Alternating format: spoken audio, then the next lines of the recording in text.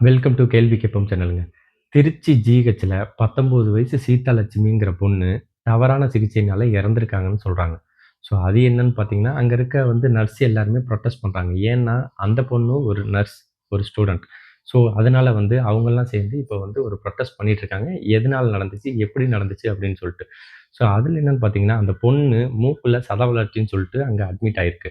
ஆனா, அங்க ரொம்ப டிலே பண்ணியிருக்காங்க. சிலிண்டர் கிடைக்கலன்னு சொல்லியிருக்காங்க. அனஸ்தீசியா குடுத்துக்கிட்டே இருந்திருக்காங்க. ஓடிக்கே கூட்டிட்டு போகல. ஐசியூலயே வச்சு இந்த மாரி ஆப்பரேஷன் பண்ணியிருக்காங்கன்னு சொல்லிட்டு, அவங்க தரப்புல இருந்து நம்மளுக்கு வந்துகிட்டு இருக்குங்க. இன்னும் புரொட்டஸ்ட் பண்ணிட்டு இருக்காங்க.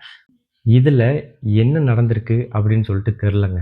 இப்போ இது ஒரு நர்ஸுக்கு நடந்தனால எல்லாருமே ஒரு புரொட்டஸ்ட் பண்றாங்க. இதுவே ஒரு சாதாரண மக்களுக்கு நடந்து, ஒருவேள அவங்க இறந்து போகல. இந்த பொண்ணு இறந்து போனனால இவ்வளோ பெரிய ப்ராப்ளமா இருக்கு. இதுவே இறந்து போகல, வேற தப்பான நடந்திருக்காங்க அப்படின்னா, அவங்கனால மூடி மறைக்க முடியும்.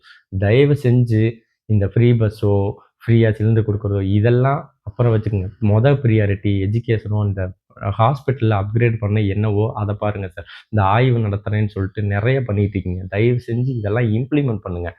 தயவு செஞ்சு இந்த பொண்ணுக்கு என்ன நடந்திருக்குன்னு சொல்லிட்டு இன்வெஸ்டிகேட் பண்ணி, அதுக்கு யார் யாரு என்னென்ன பண்ணியிருக்காங்களோ, அவங்கள பனிஷ் பண்ணுங்க. தொடர்ந்து கேள்வி கேட்போம்.